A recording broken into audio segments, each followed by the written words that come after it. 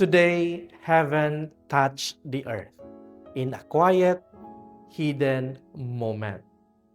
The Feast of the Annunciation reminds us that God did not wait for the perfect time.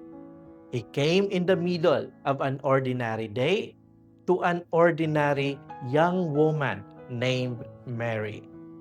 And the angel said, "Do not be afraid. You have found favor with God." Mary did not fully understand. She had questions. She felt the weight of what was being asked of her, but she chose to trust. "Let it be done to me according to your word," she says. And in that moment, God became one of us. This is the beauty of this feast.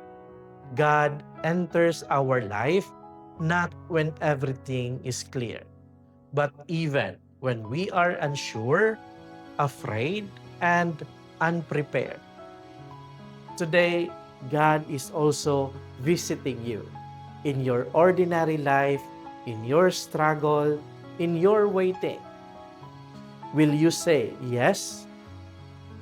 Like Mary, whisper in your heart, "Lord, let it be done."